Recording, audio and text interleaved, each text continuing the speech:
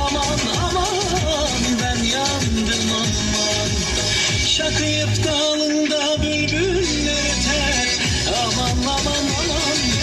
Sebep aman aman ben yandım aman. Aynam düştü yerlere, karıştı gözellere.